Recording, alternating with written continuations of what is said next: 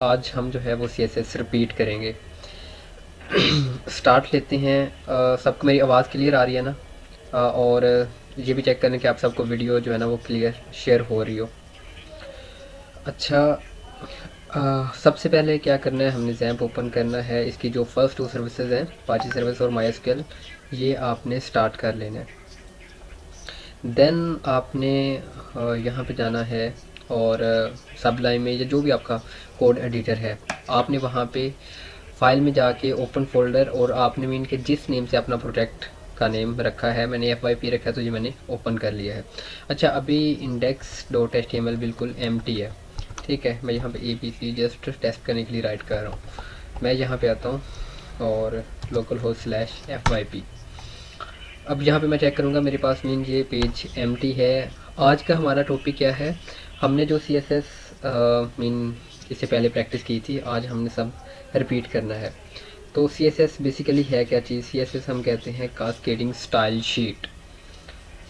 Cascading style sheet, इसका क्या मकसद होता है? हम HTML में जो एलिमेंट्स लेते हैं उनके ऊपर स्टाइल अप्लाई करना। आपने कोई H1 का टैग लिया है, अब H1 के टैग में, जैसे कि ये H1 का टैग आप ले रहे हैं, आप इसके अंदर अपना नाम, जिस तरह मैं राइट यहाँ पे कर रहा हूँ, इफ्तिखार अली, और यहाँ पे चेक करते हैं, आपको यहाँ पे इफ्तिखार अली नज़र आ रहा है। अब इसके बैकग्राउंड कलर आपने चेंज करना है, इसका फ़ॉन्ट साइज़ बढ़ाना है, बोल्ड करना है, या इसको इटैलिक करना है। मेन के आपके फॉर्मेटिंग टूल्स, फॉर्मेटिंग जो इसकी प्रॉपर्टीज़ होती हैं, स्टाइल्स, वो भी आप इस पर अप्लाई कर सकते हैं। इसका कलर चेंज कर सकते हैं, इसके ऊपर बॉर्डर लगा सकते हैं। ये सारी की सारी चीज़ें आप स्टाइल से कर रहे हो। इसको सेंट्रलाइज करना है, तो ये सारी की सारी चीज़ें आप स्टाइल के थ्रू कर रहे होते हैं। कुछ HTML के टैग भी हैं जो हमें जो है ना वो फॉर्मेटिंग में हेल्प करते हैं। जैसे कि आपने बोल्ड करना है तो आप उसके लिए B का टैग यूज़ करते हैं, और अगर आपने स्टाइल में बोल्ड करना है तो आप फॉन्ट वेट बोल्ड कर देते हैं। करते क्या है, CSS का पर्पज़ क्या होता है? हम जितने भी हम HTML से हम क्या करते हैं, जस्ट स्ट्रक्चर हम डेवलप करते हैं कि कौन कौन सा एलिमेंट लेना, वीडियो लेनी है, ऑडियो लेनी है, आपने कोई इमेज प्रेजेंट करनी है, कुछ भी करना, आप HTML के थ्रू जो है ना वो एक स्ट्रक्चर डिफाइन करते हैं। अब उस स्ट्रक्चर के ऊपर आपने जो स्टाइल अप्लाई करना होता है वो आप CSS के थ्रू करते हैं। तो CSS हम किसे कहते हैं? CSS हम कहते हैं कास्केडिंग स्टाइल शीट। और इसकी 3 टाइप्स हैं, ये मैंने आपको पहले भी बताया था। इसकी 3 टाइप्स हैं। 3 टाइप्स कौन कौन सी है? सबसे पहले हम HTML का जो है ना वो स्ट्रक्चर स्टार्ट करते हैं। ये HTML आ गया, यहाँ पे हम टाइटल में CSS रखते हैं। CSS रखा, और बॉडी में यहाँ पे। अच्छा, अब इसकी 3 टाइप्स, वन बाय वन हम चलेंगे, आपने यहाँ से कंफ्यूज नहीं होना। लास्ट टाइम भी मैंने 3 टाइप्स बताई थी तो स्टूडेंट जो है ना वो कंफ्यूज हो गए थे। वन बाय वन मैं आपको बताऊंगा और बड़ी सिंपली तरीके से बताऊंगा। मैंने एक H1 का टैग लिया है दोबारा से, और यहाँ पे मैं राइट करता हूँ, अपनी मैं नेम राइट कर लेता हूँ, इफ्तिखार अली। और अब यहाँ पे चेक करता हूँ, तो चेक करें मेरा नेम आपको नज़र आ रहा है, ठीक है।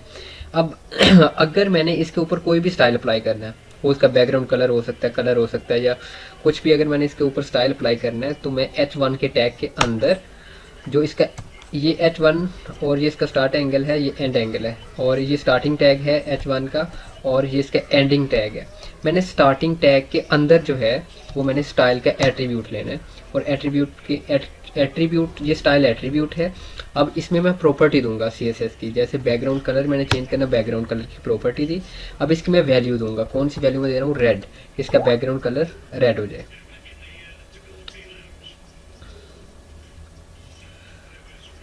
ये है हमारी इनलाइन CSS। इनलाइन CSS में हम क्या करते हैं, हम स्टाइल के एट्रीब्यूट लेते हैं और वन बाय वन हम प्रॉपर्टीज़ और उनकी वैल्यूज़। अच्छा, आपने एक प्रॉपर्टी और उसकी वैल्यू ली। अब आपने अगर नेक्स्ट प्रॉपर्टी लेनी है, सेमीकोलन, और इसके बाद आपकी नेक्स्ट प्रॉपर्टी यहाँ पे आ जाएगी। नेक्स्ट प्रॉपर्टी जैसे कि आपने कलर चेंज करना है, इसका कलर आप चाहते हैं वाइट करना चाहते हैं, तो कलर वाइट किया, लास्ट पे फिर से सेमीकोलन, इससे रिमूव कर सेमीकोलन, और अब चेक करते हैं यहाँ पे। यहाँ पे ये चेक करें, इसका टेक्स्ट वाइट हो गया। अच्छा, और भी आपने इसके ऊपर CSS अप्लाई करनी है, तो इसी तरह से मीन इसका फ़ॉन्ट वेट बढ़ाना है, इसका फ़ॉन्ट साइज़ आपने 72px तो बड़ा करना है, कुछ भी करना है, तो वो आप इसी तरीके से जो है ना वो इसके ऊपर CSS अप्लाई करते जाएंगे, तो ये उसके मुताबिक इसके ऊपर स्टाइल अप्लाई होता जाएगा। ये तो था इनलाइन CSS। अब इंटरनल पे आते हैं। इंटरनल सर, ये पूरी लाइन रेड हो गई है, सिर्फ टेक्स्ट का बैकग्राउंड अगर कलर रेड करना हो, जितना टेक्स्ट लिखा हुआ है सिर्फ उतना बैकग्राउंड कलर रेड हो। जितना टेक्स्ट लिखा है सिर्फ उतना ही बैकग्राउंड मीन के हो, वो आपको मैं इनलाइन मैंने बताए थे, सॉरी मैंने आपको एक ब्लॉक लेवल एलिमेंट्स बताए थे और एक आपको मैंने इनलाइन एलिमेंट्स बताए थे। ब्लॉक लेवल में क्या होता है कि आपकी अगर मीन के आपने एक एलिमेंट लिया है, अगर उसके बाद आप कोई भी एलिमेंट लेते हैं तो वो उससे नीचे आएगा, वो पूरी की पूरी लाइन विथ कवर कर रहा होता है। तो ये आपका जो एलिमेंट है ये आपकी पूरी की पूरी विथ जो है ना वो कवर कर रहा है। अगर आपने इसकी विथ खुद से कम करनी है तो खुद से आप जो है ना वो कंट्रोल कर सकते हैं कि मैं इसकी जो है वो विथ 200 px जो है ना वो यहाँ पे रख रहा हूँ। तो ये चेक करें, ये 200 px यहाँ पे इसकी विथ हो गई है। 2 मिनट ज़्यादा कम हो गई, अब 250 px कर रहे हैं। तो आप इसकी विथ खुद से जो है वो कम ज़्यादा कर सकते हैं। एक तो इसका ये है, और दूसरा जो है ना वो हम यूज़ करते हैं, जैसे मैं अभी यहाँ पे यूज़ करता हूँ स्पैन का टैग यूज़ कर लेता हूँ, स्पैन, और यहाँ पे मैं राइट करता हूँ इफ्तिखार अली। अच्छा, मैं पहले इसको चेक कर लेता हूँ क्या ये यहाँ पे शो हो रहा है, शो हो रहा है। अब मैं इसके अंदर जो है वो मैं यहाँ पे राइट करता हूँ स्टाइल और बैकग्राउंड कलर रेड। इसका चेक करते हैं। अच्छा, इसका चेक करें, सिर्फ और सिर्फ जितना टेक्स्ट है उतना ही रेड हुआ है, उससे ज़्यादा रेड नहीं हुआ। तो यहाँ पे फिर आपको वही चीज़ मद्देनज़र रखनी है कि ये हम इसके अंदर कोई प्रॉपर्टी सेट नहीं करते। हाँ, इसमें हम जो प्रॉपर्टी सेट कर सकते हैं कि इसको इनलाइन बना सकते हैं मीन के, और इसको ब्लॉक लेवल बना सकते हैं, लेकिन जो H1 टैग है ये ब्लॉक लेवल आपका एलिमेंट है, जो स्पैन है ये आपका इनलाइन एलिमेंट है। इनलाइन एलिमेंट मीन कि जहाँ तक आपका पहला एलिमेंट आया है नेक्स्ट एलिमेंट आपका उसके बाद से स्टार्ट हो जाएगा। और जो ब्लॉक लेवल एलिमेंट होता है, ब्लॉक लेवल एलिमेंट आपकी पूरी की पूरी विथ कवर कर रहा होता है। अगर आप स्पेसिफाई खुद से कर देते हैं तो वहाँ पे आपकी विथ ख़त्म हो जाती है, फिर नेक्स्ट एलिमेंट उसके बाद से आएगा। अब जैसे कि अगर मैं यहाँ पे कोई इनपुट लेता हूँ, इनपुट टाइप टेक्स्ट, तो ये चेक करें, ये इससे नीचे आया है, ये इससे नीचे आया है। और अगर मैं यही इनपुट अगर मैं यहाँ पे लूँगा इनपुट और यहाँ पे टेक्स्ट, तो अब चेक करते हैं, ये इसके आगे आ गया। अब ब्लॉक लेवल एलिमेंट्स का मैंने आपको ये पहले भी बताया था कि ब्लॉक लेवल एलिमेंट के बाद अगर कोई आप और एलिमेंट लेते हैं तो वो उससे नीचे आएगा, और इन लाइन में क्या होगा कि वो उससे आगे आएगा। तो ब्लॉक लेवल और इन लाइन एलिमेंट में अगर अभी भी आपको कोई थोड़ी सी कन्फ्यूजन है तो मुझसे पूछ लें। और यहाँ पे जो मैंने यहाँ पे स्पैन राइट किया ना, मैंने डिव सम टाइम मैं यूज़ करता हूँ कि डिव के ऊपर मैं क्या करता हूँ कि स्टाइल वगैरह अप्लाई कर रहा होता हूँ ग्रुप ऑफ एलिमेंट्स पे। तो स्पैन भी सेम चीज़ है, डिव ब्लॉक लेवल एलिमेंट है, स्पैन क्या है, स्पैन जो है वो इन लाइन एलिमेंट है। सी एस इन लाइन था, ये इन लाइन था। अब है इंटरनल। इंटरनल में क्या होता है, हम स्टाइल का टैग लेते हैं, स्टाइल का ये टैग है। अच्छा, स्टाइल का टैग और स्टाइल का एट्रीब्यूट दोनों में फ़र्क है। ये एट्रीब्यूट है जो हम टैग के अंदर ले रहे हैं, ये एट्रीब्यूट है। बट जो यहाँ पे हम स्टार्ट एंगल और एंडिंग एंगल के साथ ले रहे हैं ये क्या है, ये आपका टैग है। तो एट्रीब्यूट और टैग में फ़र्क है। तो इंटरनल में क्या होता है, हम पेज उसी पेज के अंदर जो है ना वो CSS कर रहे होते हैं। बट यहाँ पे डिफरेंट चीज़ ये आ जाती है कि हम पहले क्लासेस बनाते हैं और क्लासेस फिर अप्लाई करते हैं, या फिर डायरेक्टली जो है ना वो टैग का नेम दे के तो वहाँ पे अप्लाई करना स्टार्ट कर देते हैं। जैसा कि मैं अब यहाँ पे ये चीज़ क्लियर करता हूँ, ये वाली चीज़, सो दैट आप कंफ्यूज ना हो। अभी समझ लो कि मेरे पास कुछ नहीं है, मैं दोबारा से जो है ना वो H1 टैग लेता हूँ और H1 टैग के अंदर मैं दोबारा से अपना नेम राइट कर देता हूँ, इफ्तिखार अली। ठीक है, अब मैं यहाँ पे जैसे चेक करता हूँ यहाँ पे, और आपको मेरा नेम नजर आएगा। ओके, अब इसके ऊपर अगर मैंने इंटरनल CSS अप्लाई करनी है तो अगर मैंने क्लास के थ्रू करनी है तो क्लास के थ्रू डॉट के साथ क्लास बनती है, डॉट, और उसके बाद आप क्लास नेम कोई भी ना आप नेम रख सकते हैं, जैसे कि माई क्लास मैंने कोई भी नेम रखा है। उसके बाद ब्रैकेट स्टार्ट और ब्रैकेट एंड, और इसके दरमियान में जो है ना वो CSS की प्रॉपर्टीज़ आप राइट करेंगे। आपने बैकग्राउंड कलर चेंज करना है, कौन सा आपने कलर करना है, जैसे कि ग्रीन। तो चेक करते हैं कि क्या बैकग्राउंड कलर इसका ग्रीन हो गया। हाँ, ग्रीन कहाँ से होगा, सबसे पहले हम क्लास तो इसके ऊपर अप्लाई कर लें, क्लास, और क्लास क्या है, माई क्लास, क्योंकि हमने क्लास जो क्लास के अंदर हमने प्रॉपर्टीज़ ली हैं, अगर हम किसी एलिमेंट के ऊपर परफॉर्म करना चाहते हैं तो हमें वहाँ क्लास लेना पड़ेगी। तो यहाँ हम क्लास क्रिएट कर रहे हैं और यहाँ हम वो क्लास अप्लाई कर रहे हैं। तो अब हम चेक करेंगे, तो ये चेक करें यहाँ पे ग्रीन कलर, इसका बैकग्राउंड कलर ग्रीन हो गया। अगर आपने इसका कलर भी चेंज करना है तो यहाँ पे कलर, और कलर जो भी आप, जैसे कि वाइट, ओके, तो ये चेक करें इसका कलर वाइट हो गया। आपने इसका टेक्स्ट लाइन सेंटर करना है तो ये चेक करें टेक्स्ट लाइन सेंटर, ठीक है। आपने इसका फ़ॉन्ट साइज़ बढ़ाना है तो ये चेक करें इसका फ़ॉन्ट साइज़ बढ़ गया 72 px, चेक करते हैं जी। तो मेन के ये है आपके internal CSS। Internal, in line में क्या था कि आप एट्रीब्यूट लेते हैं और प्रॉपर्टीज अप्लाई करते जाते हैं, और इंटरनल में क्या है आप क्लास लेते हैं, क्लास का नेम लिया और उसके बाद 1 बाय 1 जो है वो अप्लाई करते जाते हैं, ओके। अब एक्सटर्नल क्या चीज़ है, एक्सटर्नल में मैंने आपको ज़्यादा जो स्टूडेंट को प्रॉब्लम हो रही थी वो एक्सटर्नल में हो रही थी। एक्सटर्नल में हम ये करते हैं, हम एक न्यू फाइल लेते हैं और उसे सेव करते हैं किसी भी नेम से, और एक्सटेंशन होगी .css, जैसे कि न्यू .css, हमने कोई भी नेम ही रखना है, जस्ट न्यू .css मैंने रखा। तो अब ये मेरे पास जो है ना CSS की एक फ़ाइल आ गई है। इस फाइल के अंदर मैंने जिस तरह से ये इंटरनल CSS की है ना, इसी तरह से मैं करूँगा, कोई डिफरेंट तरीका नहीं है।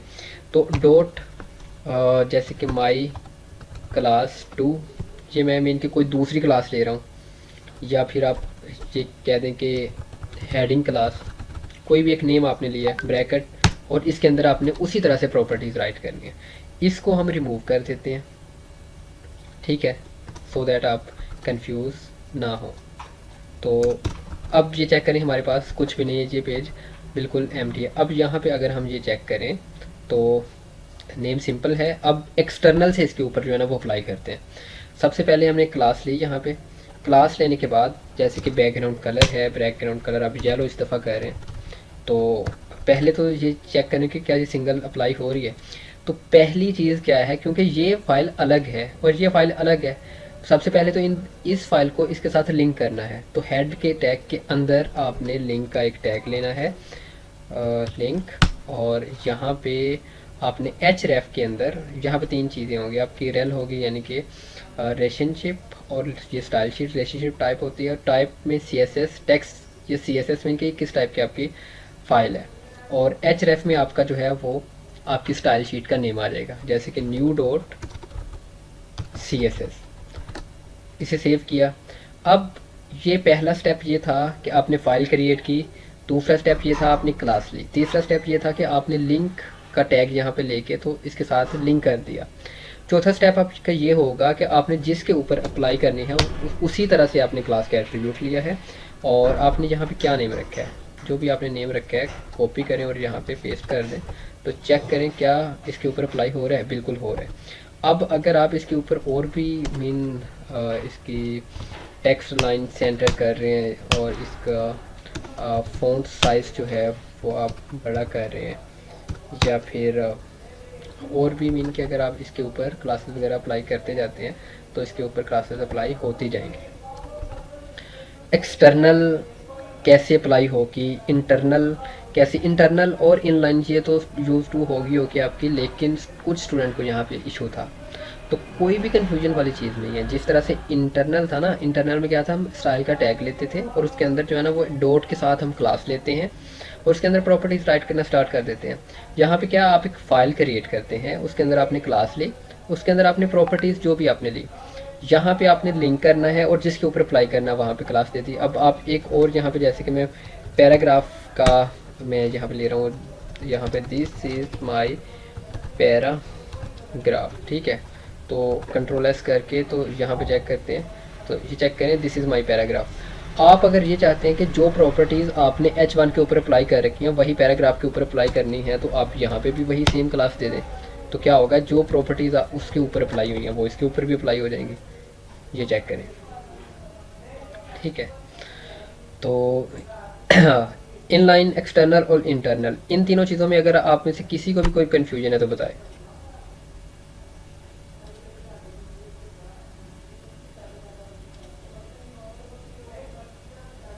किसी को कोई यहाँ पे कोई क्वेश्चन तो नहीं है अभी तक? ओके जी, चलें हम अब नेक्स्ट चलते हैं। अच्छा, नेक्स्ट ना हम थोड़ा सा स्पीड से कवर अप करते जाते हैं, एक्सटर्नल से हम करते हैं। अगर आपने बॉडी के ऊपर बैकग्राउंड कलर चेंज करना है, ये आपकी बॉडी है, बॉडी के ऊपर आपने बैकग्राउंड कलर चेंज करना है। कैसे करेंगे? आप या तो यहाँ पे क्लास ले लें, डॉट, कोई भी आप क्लास ABC क्लास का नेम ले लें, और उसके बाद जो है ना वो यहाँ पे अप्लाई करना, मीन के इसका बैकग्राउंड कलर, और जैसे कि रेड आप कर रहे हैं, और सेम कलर, और यहाँ पे बॉडी के अंदर जाएं और यहाँ पे क्लास और ABC जो भी आपने क्लास जहाँ पे रखी है, तो चेक करते हैं इसका बैकग्राउंड कलर रेड हो गया। आप क्या बॉडी का पूरी की पूरी बॉडी जो है इसका बैकग्राउंड कलर रेड हो गया। एक तो तरीका ये है, ठीक है। और दूसरा तरीका क्या है कि आप यहाँ पे क्लास नहीं लेते। अच्छा, मैंने अभी तक आपको क्लास का बताया है। डायरेक्ट अगर मैंने टैग के ऊपर अप्लाई करना है, फर्ज करें कि मैंने बॉडी के टैग के ऊपर अप्लाई करना है, तो मैं बॉडी लिखूंगा, इसके साथ डॉट या हैश कुछ भी नहीं मैं राइट करूंगा। तो टैग के ऊपर अगर आपने अप्लाई करना है तो आप टैग का नेम लिखेंगे, उसके बाद ब्रैकेट और बैकग्राउंड कलर जो भी आप यहाँ पे करना चाह रहे हैं, जैसे कि ग्रीन, तो बैकग्राउंड कलर अब क्या हो जाएगा, इसका ग्रीन हो जाएगा। ये चेक करें। बैकग्राउंड इमेज अगर आपने चेंज करनी है तो बैकग्राउंड इमेज भी आप इसी तरह से चेंज करते हैं। बॉडी का टैग लिया, यहाँ पे बैकग्राउंड इमेज, ये बैकग्राउंड इमेज की प्रॉपर्टी है, और यहाँ पे URL, और URL के अंदर आप यहाँ पे इमेज का नेम देंगे download.jpg, और चेक करते हैं। ये चेक करें, ये download.jpg ये मैंने FYP फोल्डर के अंदर मैंने रखी हुई है पहले से। तो आपने इमेज अगर पहले से रखी हुई है देन जो है वो इसके बैक में आपकी इमेज आ जाएगी। आप अब ये चेक कर रहे होंगे कि इमेज तो बहुत दफ़ा रिपीट हो रही है, बट आप तो मीन ये नहीं चाहते कि इमेज ज़्यादा रिपीट हो, तो आप क्या करते हैं कि बैकग्राउंड रिपीट नो रिपीट करते हैं, यहाँ पे नो रिपीट। और जब आप नो रिपीट करते हैं तो अब आप ये चेक करते हैं कि चलें जी, इमेज तो नो रिपीट होगी बट ये एक कोने में है, आपने इसकी हाइट और विड्थ फुल करनी है। तो फिर आप क्या करते हैं, बैकग्राउंड साइज और 100% एंड 100%, ठीक है। तो अब ये चेक करें, 100% बैकग्राउंड,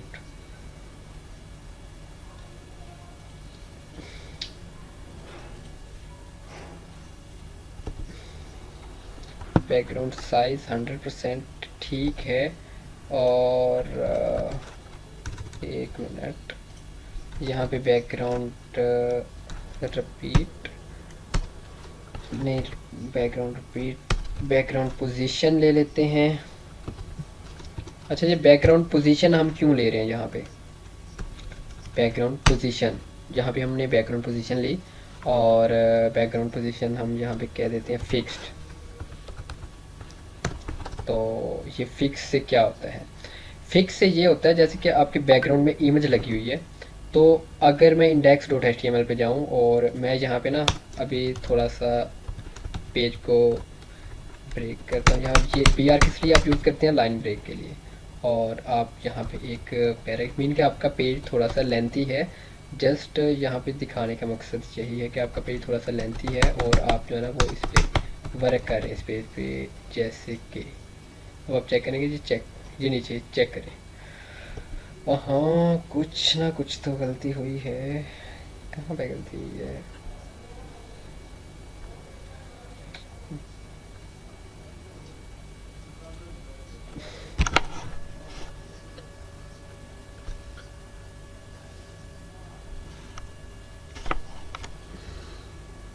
बैकग्राउंड इमेज ठीक है, background repeat no repeat, background position, background size, गलती कहाँ पे हो रही है, फिक्स। अगर बैकग्राउंड हम फिक्स करते हैं तो उससे क्या होता है, हमारा बैकग्राउंड फिक्स हो जाता है, बट ये हमारा बैकग्राउंड फिक्स होने के बजाय, अभी चेक कर लेते हैं कहाँ पे मिस्टेक हो रही है।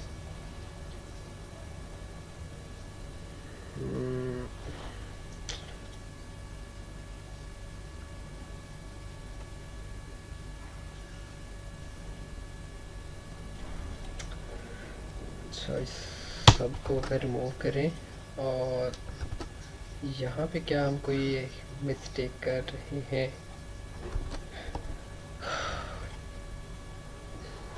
अच्छा, हम दोबारा से जो है ना वो यहाँ पे बॉडी लेते हैं, बॉडी, एंड इसके ऊपर दोबारा से जो है ना वो क्लासेस अप्लाई करते हैं, background image and URL, and इसके अंदर download dot JPG, and check करें, इमेज आ गई। सबसे पहले आपने अगर इसका रिपीट ख़त्म करना है तो background repeat no repeat, and उसके बाद बैकग्राउंड साइज़, और यहाँ पे आप 100% एंड 100% करते हैं। तो चेक करते हैं एक दफ़ा जी, पहले हो सकता है कोई मिस्टेक हो गई जिस वजह से। तो अब ये चेक करें, इसके जो हाइट और विड्थ है वो 100% होगी, बट जैसे ही हम स्क्रॉल डाउन करते हैं तो क्या हो रहा है कि वो इमेज भी साथ मूव हो रही है। अगर हम ये चाहते हैं कि इमेज मूव नहीं होनी चाहिए,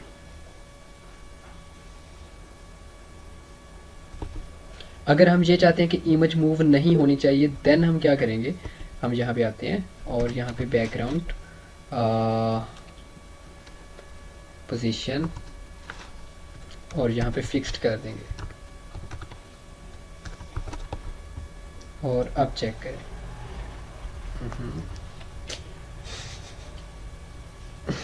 बैकग्राउंड पोजीशन नहीं, बैकग्राउंड हमने अटैचमेंट होती है फिक्स्ड। अब चेक करें, अब अगर मैं ऊपर से नीचे भी जा रहा हूँ तो ये चेक करें, ये इस साइड पे अगर मैं यहाँ पे टेक्स्ट इनका वाइड करता हूँ, जैसे कि कोई भी मैं यहाँ पे सर स्क्रीन शेयर नहीं हो रही। तो यहाँ पे हम बात कर रहे थे बैकग्राउंड इमेज की, तो background image, background repeat, background size और बैकग्राउंड अटैचमेंट, और ये अटैचमेंट हमने कर दी थी फिक्स। तो यहाँ से क्या हुआ कि हमारी जो बैकग्राउंड इमेज है वो भी लग गई, रिपीट भी ख़त्म हो गया, साइज़ भी हमने 100% कर दिया, और उसके बाद जो अटैचमेंट थी वो फिक्स करने से क्या हुआ कि बिल्कुल पीछे फिक्स हो गई। फिक्स होने से क्या होता है कि आपकी जो स्क्रीन इमेज है वो मूव नहीं करती। तो अगर यहाँ तक किसी का कोई पॉइंट है तो बताएं, वरना हम नेक्स्ट चलें। यहाँ तक किसी का कोई सवाल तो नहीं है? सर एक चीज पूछनी थी, आपने पहले कलर लगाया था इस पे ना बैक पे, तो जो आपने इसमें पिक्चर लगाया तो वो तो मतलब शो नहीं हो रहा कलर बिल्कुल भी, मतलब येलो आपने कलर लगाया था ना पैराग्राफ पे, तो वो मैंने जहाँ पे पिक्चर लगाई है। जी मैंने यहाँ पे एक्चुअली वो क्लास ली थी, और क्लास मैंने ये चेक करी, मैंने यहाँ फिर मूव कर दी थी। मैं दोबारा से यहाँ पे वही क्लास ले लेता हूँ। मैं यहाँ पे दोबारा से वही क्लास लेके बैकग्राउंड कलर, और कलर में यहाँ पे आपने कौन सा कलर करना है, ग्रीन करना है, ग्रीन। और अभी चेक कर लेते हैं कि क्या जिन क्लासेस को हमने बैकग्राउंड कलर ग्रीन किया हुआ है वो ग्रीन हो रहे हैं। जी वो सारे के सारे ग्रीन हो रहे हैं। तो और इसकी आपने टेक्स्ट लाइन सेंटर करनी है, सेंटर होगी। आपने इसका फ़ॉन्ट साइज़ बड़ा करना है, तो ये बड़ा कर लें। ये हमने वो रिमूव कर दिया था ना बाद में, तो ये चेक करें जो उसी तरह से भी इनके बारे करें। ठीक है, इमेज के बारे में कोई सवाल तो नहीं है, वरना हम नेक्स्ट चलें। अच्छा, मैंने पैडिंग और मार्जिन के बारे में आपसे बात की थी। पैडिंग और मार्जिन क्या है, इसका हम सिंपल सा हम जो है ना वो यहाँ पे इन लाइन से ही करते हैं, सो दैट आपको समझ भी आ जाए। मैं इस सब को रिमूव कर रहा हूँ और यहाँ पे चेक करते हैं। ये बैकग्राउंड में जस्ट इमेज है, इमेज बेशक लग ही रहने दे, तो या फिर हम इसे भी फ़िलहाल जो है वो यहाँ से रिमूव कर देते हैं। तो ये चेक करें, इमेज भी गायब हो गई। अब हम यहाँ पे आते हैं और यहाँ पे हम स्पैन लेते हैं। स्पैन लिया और स्पैन के अंदर मैं यहाँ पे राइट कर रहा हूँ अपना नेम, इफ्तिखार अली। अब यहाँ पे चेक करें, ये मेरा नेम आ रहा है, इसके ऊपर पैडिंग और मैं अभी जो जहाँ पे टेस्ट करने लगा वो है पैडिंग और मार्जिन। सबसे पहले मैं स्टाइल लेता हूँ और बैकग्राउंड कलर लेता हूँ, बैकग्राउंड कलर, और कलर में ग्रीन ले लेता हूँ, बैकग्राउंड कलर ग्रीन। तो चेक करें, बैकग्राउंड कलर ग्रीन हो गया। उसके बाद कलर ले लेते हैं, क्योंकि ये ऊपर ब्लैक नज़र नहीं आ रहा, तो ये भी फ़ॉन्ट साइज़ थोड़ा सा बड़ा कर लेते हैं ताकि आपको वाज़ेह नज़र आ जाए। फ़ॉन्ट साइज़ और यहाँ पे 72 px कर देते हैं। तो ये अब इसके ऊपर मार्जिन और पैडिंग अप्लाई करते हैं। पैडिंग क्या चीज़ होती है? पैडिंग आपको मैंने बताया था कि पैडिंग होता है कि आपने इसके अंदर जो है वो स्पेस क्रिएट करना है, कि आपने इसके अंदर कितना स्पेस, जो आपने टेक्स्ट लिखा हुआ है इसके ऊपर कितना स्पेस होना चाहिए, राइट और लेफ्ट और बॉटम। तो जिस तरफ आपने पैडिंग लेनी है, जैसे कि पैडिंग है तो आपने टॉप पे लेनी है पैडिंग टॉप, राइट पे लेनी है पैडिंग राइट, लेफ्ट पे पैडिंग लेफ्ट और बॉटम पे लेनी है तो पैडिंग बॉटम। तो पैडिंग टॉप अगर फर्ज करें यहाँ पे मैं ले रहा हूँ 15px, तो इसका मतलब है कि टॉप से 15px जो है वो ये चेक करें, टॉप से 15px इसने छोड़ दिया। अब मैं यहाँ पे पैडिंग लेफ्ट करता हूँ, पैडिंग चलिए राइट कर लेते, पैडिंग राइट, और यहाँ पे 50px करता हूँ। तो अब ये चेक करें, ये इस साइड से 50px जो है ना वो पैडिंग छोड़ दी है। ओके, आपने ज़्यादा पैडिंग छोड़नी है, ज़्यादा padding top right left bottom, आप हर साइड से इसी तरह से जो है ना वो पैडिंग, हर साइड से पैडिंग अलग अलग लेने से बजाय आप क्या कर सकते हैं, आप एक ही जो है वो पैडिंग का कीवर्ड लें और उसके बाद आपने सबसे पहले टॉप की वैल्यू आएगी, टॉप की, फिर राइट की, फिर बॉटम की और फिर लेफ़्ट की। आपने इस रोटेशन से चलना है, ठीक है, क्लॉकवाइज। तो पहले टॉप की, फिर आपकी राइट, फिर बॉटम और फिर लेफ़्ट देते हैं, 1 बाई वैल्यू देते हैं। अच्छा, यहाँ पे ना सेव करते हैं और फिर पहले चेक करते हैं। अभी फ़िलहाल किसी साइड पे कोई पैडिंग नहीं है। अब हम 50px ये टॉप पे आ गई, उसके बाद 100px ये कहाँ पे आ गई, ये आपकी आ गई राइट साइड पे। देन हम दोबारा से 50px ये कहाँ पे आ गई, बॉटम पे। देन अगेन 100px और ये कहाँ पे आ गई, ये लेफ़्ट साइड पे। चेक करते हैं, ये चारों साइडों से पैडिंग आ गई है। आपने किसी साइड से नहीं देनी, उस साइड से आप जो है वो ज़ीरो कर दें। फ़र्ज़ करें कि बॉटम से आपको नहीं चाहिए, आप बॉटम पे 0px कर दें तो बॉटम से गायब हो जाएगी, ठीक है। ये हैं 4 वैल्यूज़। अगर आप 2 वैल्यूज़ देते हैं तो 2 वैल्यूज़ से 4 वैल्यूज़ का आपको बता दिया। 2 वैल्यूज़ अगर हमारे पास होंगी, 2 वैल्यूज़ का क्या, अगर मैंने 50px और 100px यहाँ पे ले रहा हूँ तो इसका मतलब है कि जो पहली वैल्यू है ये ऊपर नीचे से है, ऊपर से और नीचे से, और जो दूसरी वैल्यू है 100px ये राइट और लेफ़्ट से है। चेक करके देखते हैं, ये चेक करें। अगर आप सिंगल वैल्यू लेते हैं तो देन फिर चारों साइडों से यानी कि 100px ही लेना है। ये चेक करें, हर साइड से 100px आ रहा है। ये तो था पैडिंग। मार्जिन क्या है, मार्जिन ये है कि अब तो ऐसे तो ये बॉक्स के अंदर स्पेस हो रहा था ना, अब बॉक्स के बाहर आप कितना स्पेस क्रिएट करना चाहते हैं कि किस साइड से कितना स्पेस रखना है। मैं अब यहाँ पे फ़र्ज़ करके मार्जिन, मैं टॉप से मार्जिन रखना चाह रहा हूँ। कितना रखना चाह रहा हूँ, मैं कह रहा हूँ 100px तो कम से कम जो है ना वो होना चाहिए टॉप से। तो ये चेक करेंगे आप, 1 मिनट। अच्छा, हमने ना ये स्पैन के अंदर ले रखा है इसलिए वो टॉप से नहीं ले रहा। यहाँ भी हम लेफ़्ट से कर लेते हैं। लेफ़्ट से आपको जो है ना वो वाज़ेह तौर पे पता चल जाएगा कि क्या बन क्या रहा है यहाँ पे। ये चेक करें, जैसे ही मैंने लेफ़्ट से लिया, लेफ़्ट से उतना स्पेस जो है ना वो छोड़ दिया। यही चीज़ मैं अगर डिव के ऊपर, मैं यहाँ से डिव पे लेता हूँ, डिव, और डिव के अंदर मैं अगर अपना नाम राइट करता हूँ और इफ्तिखार अली, एंड ये इफ्तिखार अली आ गया। अच्छा, इस स्पैन को फ़िलहाल जो है वो मैं कमेंट कर देता हूँ और इसके ऊपर जो है वो मैं दोबारा से स्टाइल वगैरह अप्लाई कर लेता हूँ। और क्योंकि वो स्पैन से ऊपर से जो है ना वो मार्जिन नहीं आ रहा था। सबसे पहले बैकग्राउंड कलर जो है, बैकग्राउंड कलर ग्रीन कर देते हैं, एंड कलर जो है वो हम वाइट कर देते हैं। इसके बाद हम फ़ॉन्ट साइज़ जो है वो थोड़ा सा लार्ज कर देते हैं, एंड देन हम जो है वो मार्जिन की तरफ आते हैं। अच्छा, इतना जब सेव करने के बाद हम ये चेक करते हैं, ये इफ्तिखार अली। और अच्छा, अब पहले इसकी ना विथ हम डिफ़ाइन कर देते हैं, मार्जिन पे बाद में आते हैं। तो विथ हम कहते हैं 400px। तो अभी ये चेक कीजिएगा, 400px ओके होगी। मैं चाहता हूँ ऊपर से मैं तकरीबन 200px छोड़ दूँ, तो यहाँ पे मुझे मार्जिन लेना पड़ेगा, मार्जिन टॉप।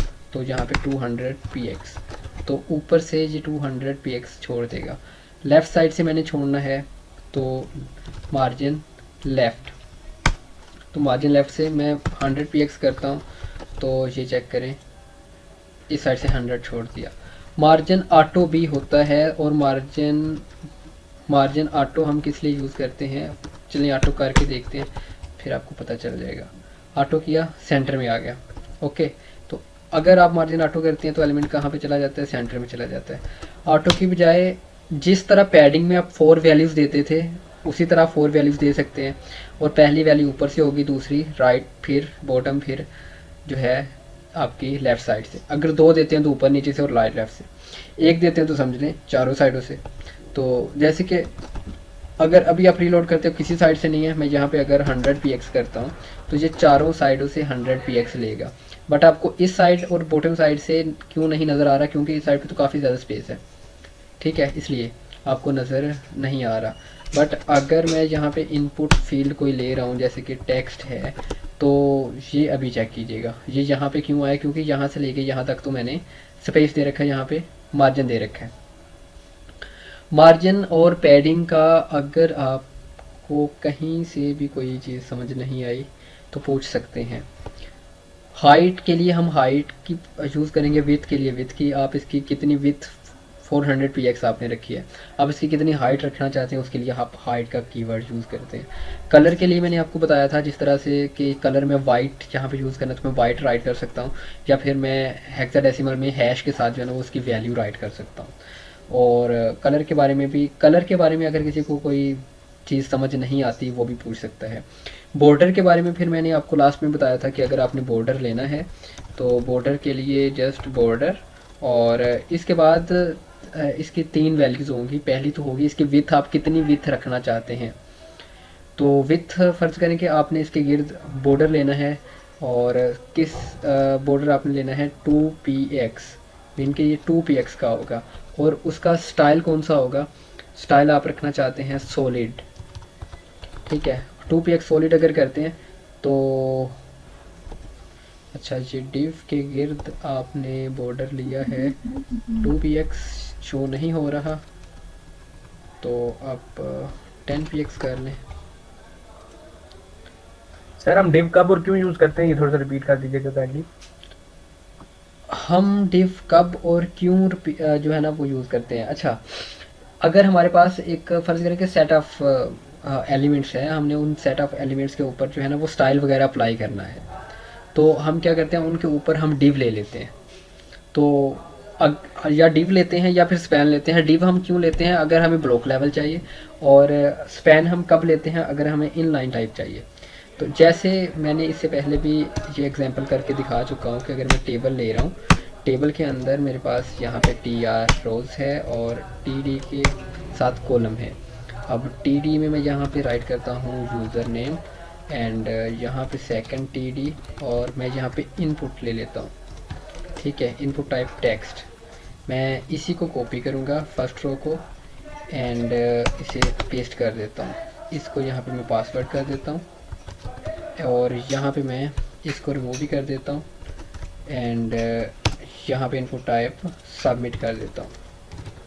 अच्छा, अभी मैं अगर यहाँ पे चेक करूँगा तो मेरे पास एक ये टेबल बन के आ गया। इस टेबल के ऊपर, पूरे के पूरे टेबल के ऊपर अगर मैंने CSS अप्लाई करनी है तो मैं एक डिव का टैग लेता हूँ, डिव का। तो जो एंडिंग टैग है ये मैं यहाँ से उठाऊँगा और यहाँ पे टेबल ख़त्म हो रहा है इसके नीचे रख दूँगा। अब मैं डिव के ऊपर जो भी स्टाइल अप्लाई करूँगा तो वो इस पूरे टेबल के ऊपर अप्लाई होता जाएगा। मैं स्टाइल ले रहा हूँ, मैं इसका बैकग्राउंड सबसे पहले कलर जो है वो ग्रीन कर रहा हूँ, ठीक है। फिर मैं इसका कलर जो है कलर मैं रेड कर देता हूँ, और इसके बाद मैं यहाँ पे मार्जिन जो है मार्जिन और ऑटो, अच्छा यहाँ पे आप चेक करें। अच्छा, मार्जिन ऑटो यहाँ पे क्यों वर्क नहीं कर रहा, क्योंकि विथ फुल है तो वर्क कैसे करेगा। तो सबसे पहले आप विथ तो डिफाइन करें। विथ आपने फर्ज करें कि 250 चलें 300 px कर, 300 px किया, और अब चेक करें विथ इतनी हो गई। अब आप इसके ऊपर अगर मार्जिन और ऑटो अप्लाई करते हैं तो ये प्रॉपर्टीज़ भी मीन आपस में क्लैश नहीं करनी चाहिए। अब जैसे फुल विथ थी तो ये दरमियान में नहीं आया, तो आप सोचेंगे कि ये दरमियान में आना चाहिए था, क्यों नहीं आया। तो इसकी विथ जितनी विथ के हिसाब से जो सेंटर में आएगा, अगर विथ इसकी आपने स्पेसिफाई की हुई दैन ऊपर से अगर आपने इसका कोई मार्जिन वगैरह रखना है तो ये मार्जिन टॉप आप कर लें, कितना रखना है 200 px कर लें। पैडिंग आप इसके अंदर जो है वो रखना चाह रहे हैं, पैडिंग कितनी रखनी है आपने 50px जो है ना वो पैडिंग इसकी रखनी है। तो चेक करें, ये आपके पास मीन के एक लॉगिन पैनल टाइप आप समझ लें। अब यहाँ पे आप अगर कोई H1 हेडिंग भी आपके पास थी और यहाँ पे आप लॉगिन पैनल और आप इसके अंदर जो है वो स्टाइल और टेक्स्ट अलाइन सेंटर कर रहे हैं, ठीक है। तो यहाँ पे चेक करें, ये लॉगिन पैनल यहाँ पे आ गया। कुछ भी चीज़ मुश्किल नहीं है, सारी चीज़ें उसी तरह से है। इस आपने बॉर्डर लेना है, जैसे कि हम पहले यहाँ पे बॉर्डर ले चलें, हम इसके ऊपर बॉर्डर अप्लाई करते हैं कि मैंने अगर बॉर्डर लेना है इमेज के ऊपर अप्लाई कर लेते हैं। सारी चीज़ों को आप छोड़ें, हम इमेज का टैग लेते हैं और download.jpg और यहाँ पे चेक करेंगे हमारे पास ये इमेज आ गई। मैंने इसके ऊपर अगर अप्लाई करना है स्टाइल का एट्रीब्यूट और यहाँ पे मैंने बॉर्डर रेड, पहले तो मैं बॉर्डर अप्लाई करता हूँ, बॉर्डर मैंने अप्लाई करना है तो बॉर्डर, ठीक है। अच्छा, सबसे पहले इसकी विड्थ कितनी रखनी है 2px, स्टाइल कौन सा रखना है सॉलिड, और चेक करता हूँ क्या इसकी गिर्द बॉर्डर आया जी, बॉर्डर लग गया है। अगर आपको नहीं नज़र आता तो थोड़ा सा ज़्यादा कर लें, 10px कर लेते हैं, अब तो आपको नज़र आएगा। आप इसका कलर चेंज करना चाहते हैं, कलर चेंज कर सकते हैं, रेड कर सकते हैं, ठीक है। तो ये आपके पास इसका कलर रेड हो गया। आप इस जो आपकी इमेज है उसको आप रोटेट करना चाहते हैं कोनों से, जो आप इसके कोने हैं आप 15px रोटेट करना चाहते हैं, तो चेक करेंगे आपके कोने 15px रोटेट हो गए हैं।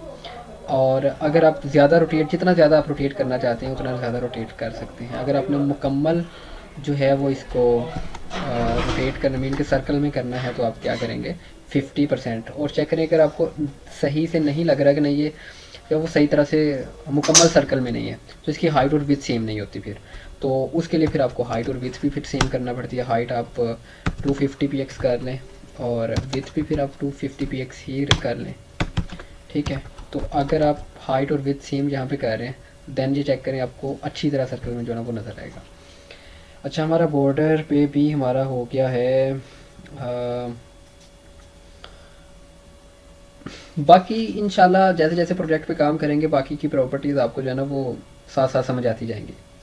अगर हम यूज़ करते जाएंगे तो हमें समझ आती जाएगी, ठीक है।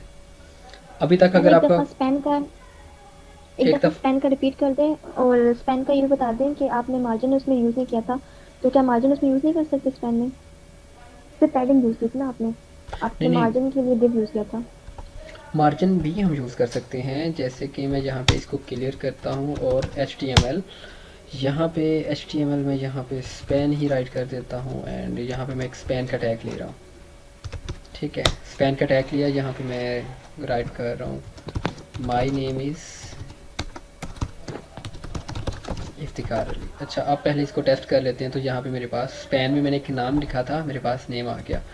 मैं इसके ऊपर स्टाइल अप्लाई करता हूँ, बैकग्राउंड कलर रेड, तो इसका बैकग्राउंड कलर रेड हो गया।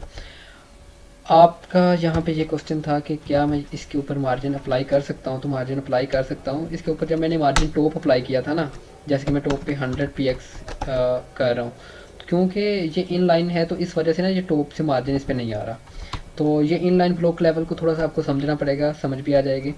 तो जैसे ही मैं लेफ़्ट साइड से अगर इसके ऊपर अप्लाई करता हूँ, जैसे कि मैं मार्जिन लेफ़्ट करता हूँ, तो मार्जिन लेफ़्ट से ये चेक करें, मैं अगर यहाँ पे 200px राइट करता हूँ तो ये लेफ़्ट से मार्जिन यहाँ पे आएगा। ये नहीं है कि मार्जिन नहीं आएगा, मार्जिन यहाँ पे आएगा, लेकिन क्योंकि इसके ऊपर अभी कोई चीज़ नहीं है तो इस वजह से जो है ना वो ऊपर से मार्जिन ले नहीं रहा, ठीक है। तो पैडिंग भी आप यूज़ कर सकते हैं, मार्जिन भी यूज़ कर सकते हैं। मार्जिन दूसरी तरह से आपने यूज़ करना है, जैसे कि यहाँ पे 500px आप कर दें, तो 500px जस्ट इस साइड से है, ऊपर से नहीं आ रहा। ऊपर से क्यों नहीं आ रहा? क्योंकि ये इनलाइन एलिमेंट है।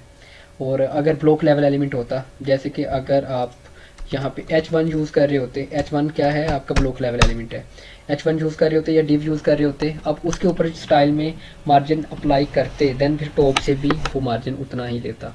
तो क्योंकि ये इन लाइन है इस वजह से ऊपर से अभी मार्जिन नहीं ले रहा। तो स्टाइल आप इस पर भी सारे अप्लाई कर सकते हैं, लेकिन इसमें कुछ चीज़ें ऐसी होती हैं हमारी CSS में कि उन मीन के हमने अपनी नीड के मुताबिक जो है ना वो यूज़ करना होता है। अब आप कहेंगे कि नहीं मैंने करना ही स्पैन यूज़ है और ऊपर से मार्जिन भी जो है ना वो आना चाहिए, तो क्या इसका कोई हल नहीं है? इसका भी हल है। तो वो हमें उसकी जो है ना मीन के block level in line element है तो उसको हमें चेंज करना पड़ेगा ब्लॉक लेवल में, देन हम इस पे भी वही सारी चीज़ें अप्लाई कर सकते हैं।